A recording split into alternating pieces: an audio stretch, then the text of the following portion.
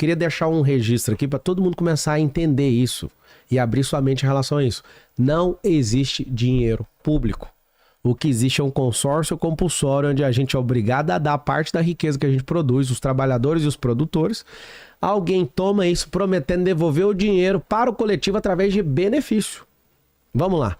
Se eu perguntar agora para alguém que tem... Eu estudei em escola pública. Eu fico imaginando a minha mãe recebendo a sua oferta. Imagina você matricular seu filho e no dia da matrícula chegar alguém e falar assim, ó, tá aqui um cheque. Você prefere, aqui ó, 8 mil reais. Você prefere colocar seu filho aqui por 8 mil reais ou você prefere levar ele para a melhor escola de São Paulo por 8 mil reais? Então. Não, você imagina. Se a gente pegasse o dinheiro que a gente investe na educação e desse pro setor privado, aí agora os esquerdistas piram. Aí vai sair na Folha de São Paulo amanhã. Marçal promete privatizar. Não. Eu quero tirar esse tanto de ladrão, tirar esse tanto de ineficiência, não escolarizar mais o nosso povo.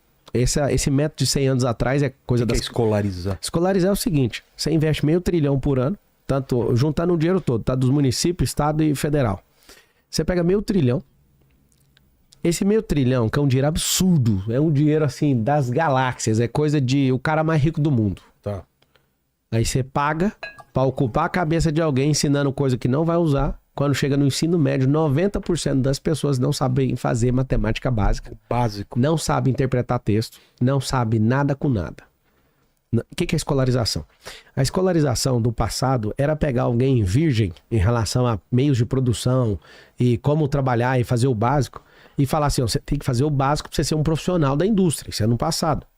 A disrupção já tá tirando roda de carro, o carro tá voando, as coisas, a gente tá indo pra lua, tá todo mundo indo pra lá. Inteligência artificial, algoritmo e os cambal.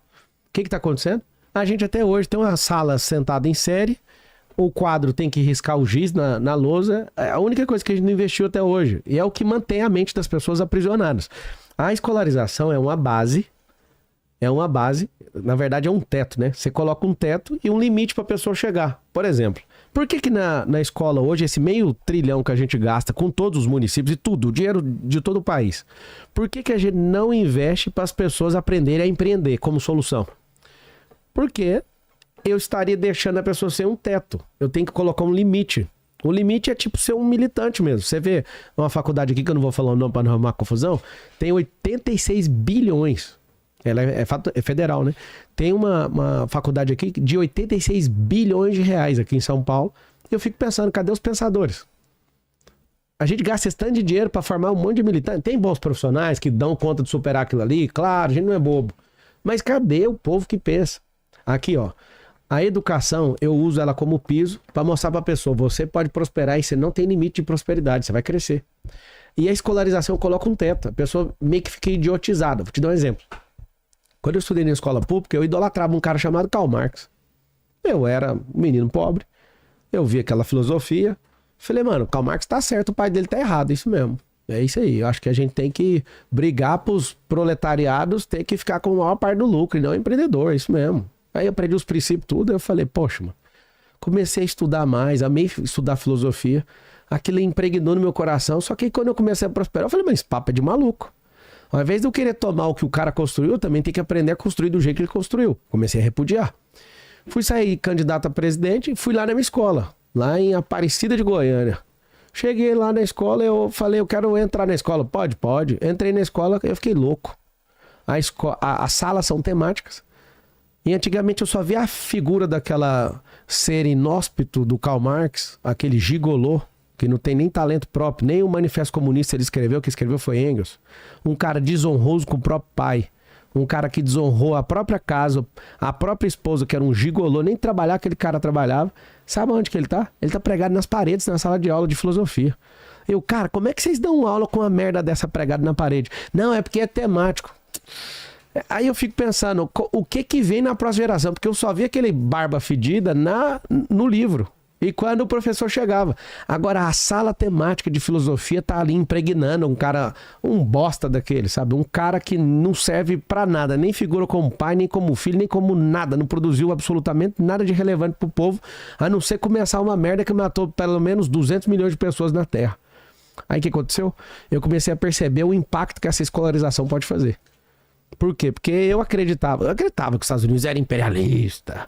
E todo mundo, na escola pública, você aprende que os Estados Unidos é tipo assim, sucateia a gente. Cara, quem sucateia a gente é a nossa mentalidade. Nos Estados Unidos, eu chego lá com o meu carro, na minha casa, lá em Orlando, eu encosto, o cara olha pro carro, nice car, good job, né? Carro legal, bom trabalho. Aqui no Brasil, eu comecei a prosperar, tá roubando aonde? Tá fazendo o quê? É uma mentalidade de miséria, de fazer com que as coisas não dê certo.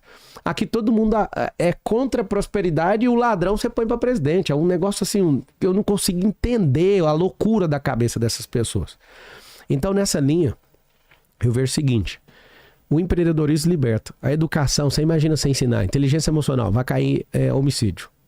Inteligência emocional, o povo vai aprender a ser desapegado. Imagina ensinando isso, a coisa que eu curto, tá?